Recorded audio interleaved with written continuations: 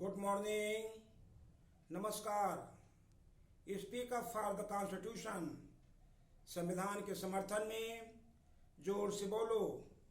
इसी कार्यक्रम में हम आपसे संविधान के भाग 4 राज्य की नीति के निर्देशक तत्वों पर बात कर रहे हैं और राज्य के नीति के निर्देशक तत्वों में से आज हम अनुच्छेद 50 पर आपसे बात कर रहे हैं, आर्टिकल 50 पर।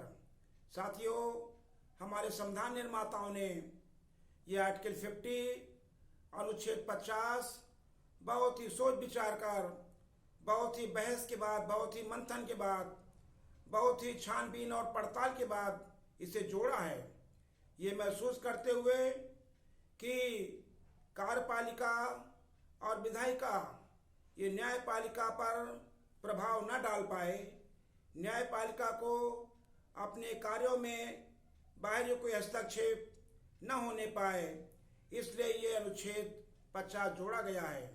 और इसमें कहा गया है कि separation of judiciary from executive, यानी न्यायपालिका का कार्यपालिका से स्वतंत्र होना, यानी पृथक रहना, किसी भी मामले में वो एकदम अलग रहे, विधायिका से, कार्यपालिका से एकदम अलग रहे।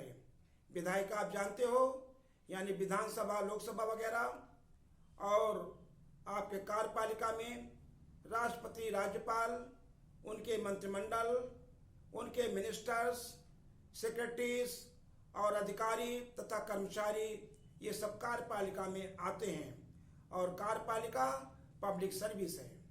तो साथियों, ये हमारे संविधान निर्माताओं ने कहा कि पब्लिक सर्विस से ये जो लोक सर्विसेज हैं, ये जो जनता पर प्रशासन की बात है, ये जो लॉ एंड ऑर्डर को कायम करने की बात है, ये इसका प्रभाव न्यायपालिका पर न पड़े, यानी न्यायपालिका को अलग रखा जाए। उदाहरण के तौर पर हम आपको बताएं कि जैसे 3 लोटे में पानी भर करके आप रख देते हैं, तीनों लोटे को या तीनों बाल्टी को या तीनों टब को पास में भर कर रख देते हैं। तीनों टबों में जल भरा हुआ है। आप देखते हैं कि एक टब का जल दूसरे टब में नहीं जा रहा है, कहीं से परमिशन नहीं है, कहीं से लीक नहीं है। तो इसी प्रकार से हमारे संविधान निर्माताओं ने कहा था कि ये लीक ना हो, कार्यपालिका अपनी जगह पर रहे, विधायिका अपनी जगह पर रहे, और कार्यपालिका विधायिका का तो आपस में संबंध है, लेकिन न्यायपालिका का कहीं से भी इनसे संबंध नहीं है। तो हमारी न्यायपालिका जब स्वतंत्र रहेगी और निष्पक्ष रहेगी तभी निष्पक्ष रह पाएगी, और जब वो फ्री रहेगी किसी प्रभाव से, दबाव से।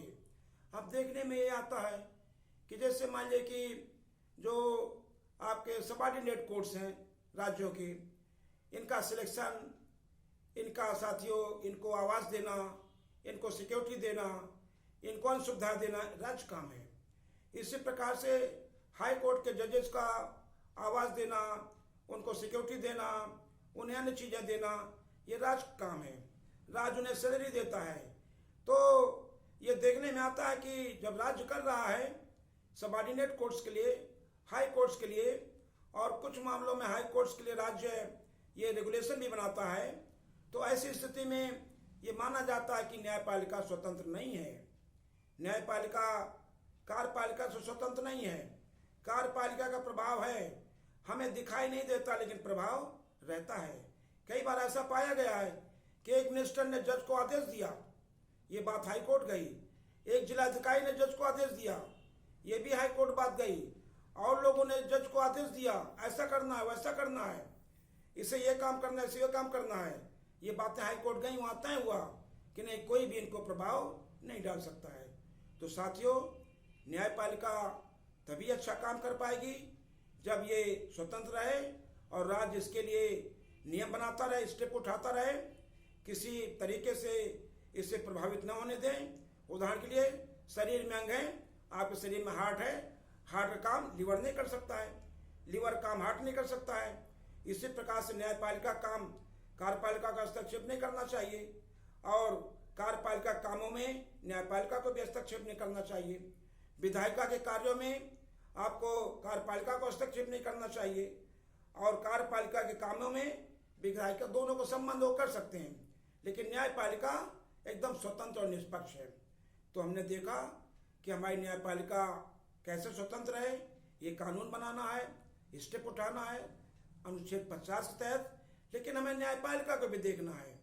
हमने देखा कि न्यायपालिका का रिटायर्ड जज आपका राज्यसभा सदस्य बन जाता है। इसका मतलब कि पहले उसने जो फैसले सुनाए हैं वो करप्ट थे, इसका मतलब पहले उसने पैकेज कर लिया है। न्यायपालिका से रिटायर हुआ व्यक्ति, हाई कोर्ट सुप्रीम कोर्ट का रिटायर्ड व्यक्ति क्या क्या नहीं बन जाता है, वो राज्यपाल बन जाता है। इसका मतलब कि पहले उसने सरकार से अलायंस कर लिया था और कुछ जजमेंट उसने सुनाया है, विवाद होता है। आज रोज आरोप लगता है न्यायपालिका पर, न्यायपालिका स्वतंत्र नहीं है, न्यायपालिका पक्षपाती है, इम्पार्शल नहीं है, न्यायपालिका जाति और धर्म के आधार पर काम करती है। ऐसी स्थिति में हमें देखना है कि जो है हमारी ये तीनों जो अंग हैं देश के शासन के संविधान के, ये अच्छी तरह से कार्य करें। ये नवयुवकों को, नौजवानों को इस पर नज़र रखना चाहिए और तभी एक अच्छा देश और न्यायप्रिय देश बन सकता है।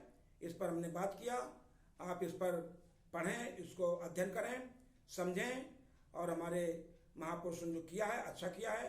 बहुत बहुत धन्यवाद, शुक्रिया। जय भीम, जय भारत, जय जन, जय उत्थान, खुदा हाफिज, जय मजदूर, जय किसान, जय संविधान।